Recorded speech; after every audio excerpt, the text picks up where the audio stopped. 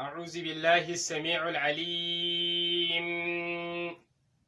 من الشيطان الرجيم.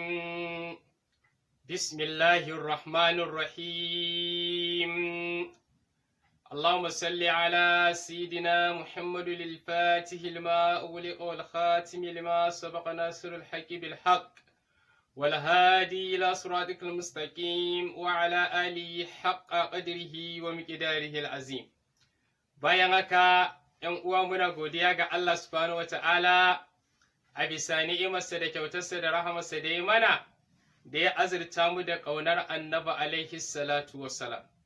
To, ‘yan uwa, a yau in Allah subhanahu wa ta'ala ya yadda za mu tattauna akan wato tarihin Ashabul Kahfi.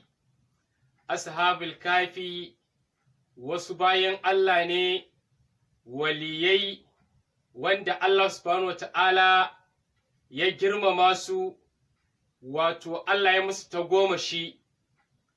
Ashabul Kahfi wato an yi su ne kafin zuwan annabi Isa ɗan Maryamu, kafin zuwan annabi alaihi salatu wassalam.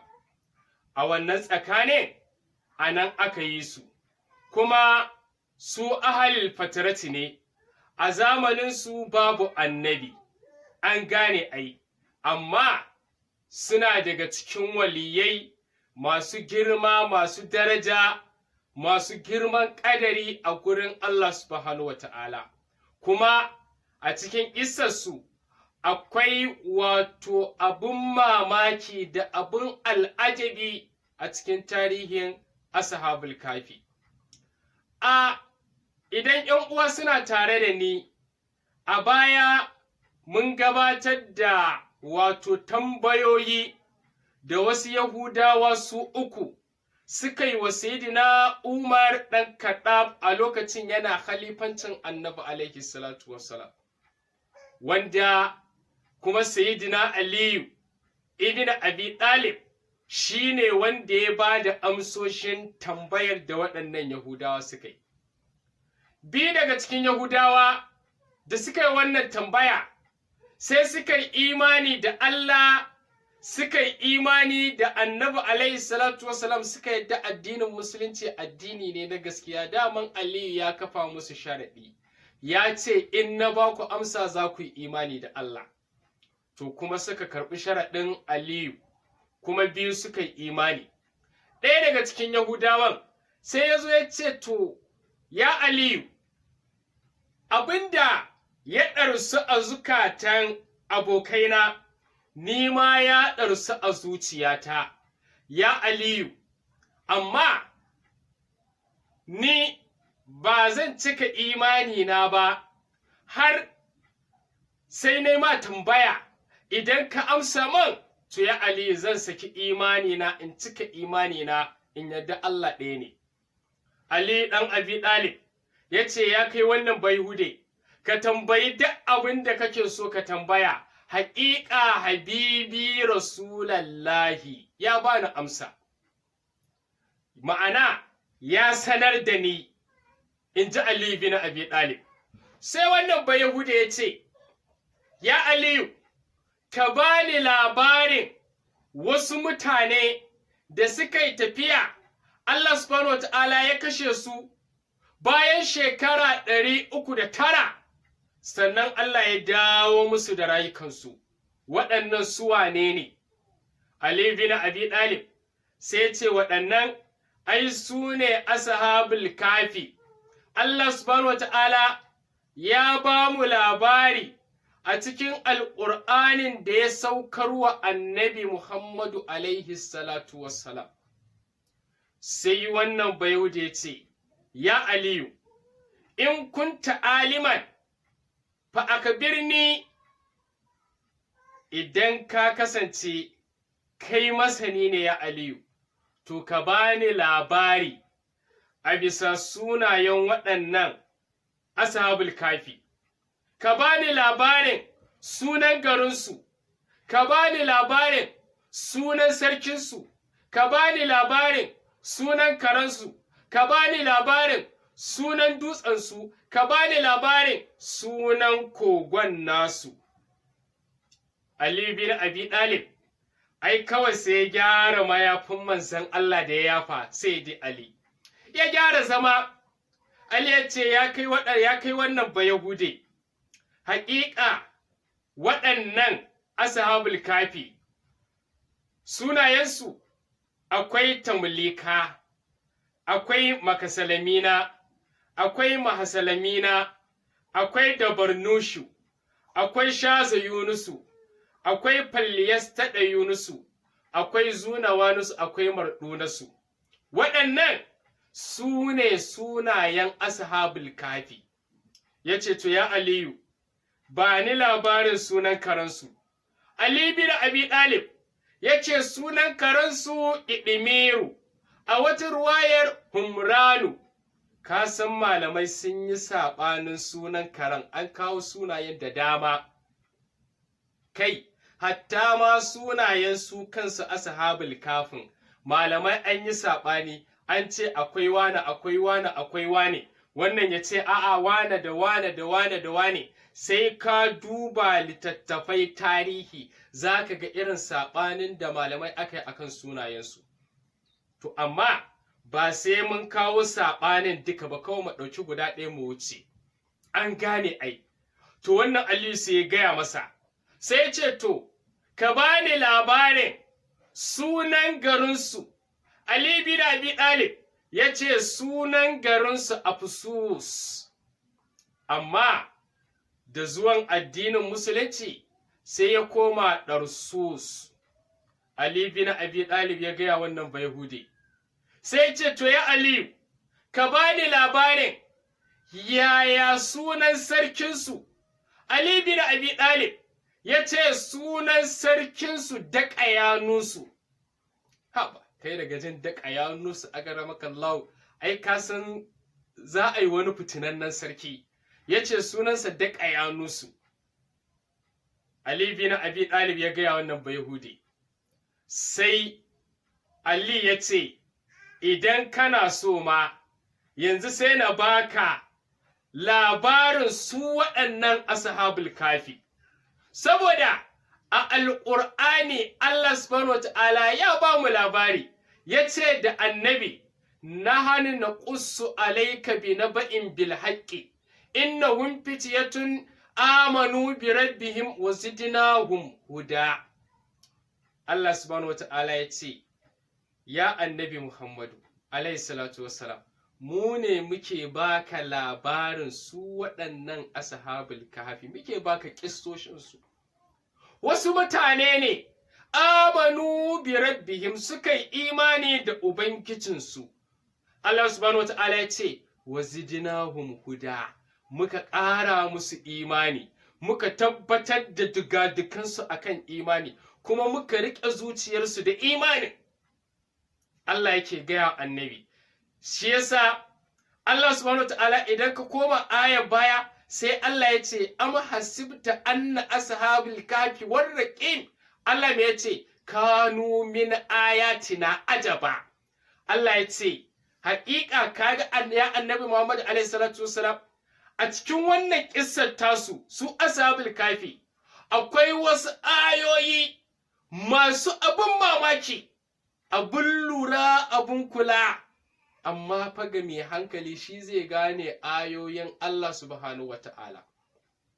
Shi wannan raƙe mu ɗin da Allah subhanahu wata'ala ya faɗa a cikin wannan ayar, ai malamai suka ce wani allo ne da aka rubuta sunayen su ashabul kafi, sai aka wato manna shi a daidai ƙofar shi wannan kogon. Shi ne wannan raƙe mu ɗin da Allah ya faɗa a cikin Alƙur'ani. To kaga Allah subhanahu wa ta'ala ya ce ƙissarsa akwai abin mamaki. To, a Ali bin Abi Talib sai ce to farkon al'amarinsu su waɗannan ashabul kafi, wato akwai wani sarki kafin shi wannan Daƙayanusun.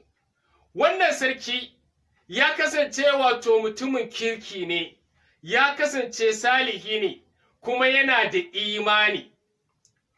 tamlika da makasalimina da mahasalimina waɗannan suna cikin wato waziransa, da barnoshu, shaza yunusu, falyestaɗa yunusu, zunawanusu, waɗannan su ma suna cikin wato waziransa. Wannan ta sa ran nan sai wannan sarki yake cewa, ya ku mutane na, haƙiƙa akwai wani Ubangiji, ku kalli samman nan, suka ɗaga kai suka kalli sammai, ya ce to shi ya ƙago wannan samman, ya yi ta bai ɗaya. In ka je can garin, in ka ɗaga kai za ka ga yadda take haka take, in ka zo nan ka ɗaga kai ita ce. Allah subhanahu wa ta'ala ya yi ta bai ɗaya. Kuma Allah subhanahu wa ta'ala da ya ƙagi samman bai mata turaku sun tare ta ba, a'a, Allah ya riƙe ta da ƙudurarsa. Wannan samman ɗai guda 7 ne, in ji wannan sarki yake gayawa su tamlika. Ya ce to ku kalli ƙasar nan, wannan ƙasar a kan ruwa take. Ita wannan ƙasar Allah subhanahu wa ta'ala ya shimfiɗa ta a kan ruwa, amma ba ta tangal-tangal, ba ta tangaɗi, kai tsalle ka dire a kanta. Ya kai su teku, ya ce ku kalle teku, suka kalle teku, suka ga abin mamaki a teku, yadda teku take sama take ƙasa. Ya ce to a ciki akwai halittu iri-iri. Adadin halittun da suke cikin ruwa ai sun fi na doron ƙasa. Ya ce to wannan Ubangijin da ya ƙagi sammai da ƙasar nan shi ya ƙagi tekun nan da abin da ke cikinta. Ya ce ku kalli kanku, suka kalla. Ya ce shi ya ƙage ku, ni ma shi ya ƙage ni. Wannan Ubangijin yana da wasu rindina ta mala'iku dakaru marasa adadin lissafi, shi ya ƙage su. Wannan sarki yake ba wa su tamlika kalmomin imani, kalmomin tauhidi yake ba su. Ai wannan sai ya ratsa zukatan su tamlika da shauran ‘yan uwansa. To a kwana a tashi, wannan sarki sai ta Allah ta kasance a kansa sai ya rasu. To bayan ya rasu, al'amarin wannan sarki ya yi infisha'i a duniya. To, shi wannan Daƙayanusu yana daga cikin sarakunan ƙasar Farisa. Ai yayo hawa da shi da jama'arsa sun zo za su wuce ta wannan gari a Fusus. Ai, kawai sai ya ga garin, ya gan shi mai kyau mai ni'ima, ya gan shi da tausayi. Ai sai ya da zango a wannan gari na Afusus. Bayan ya yada zango, sai ya tarar garin ba su da sarki, sarkin garinsu ya rasu. Sai ya tara jama'a, ya ce ni sarki ne a cikin ƙasar Farisa, da za ku yadda, da sai na mulke ku, zan muku adalci, zan kyautata muku, zan ba ku damammaki.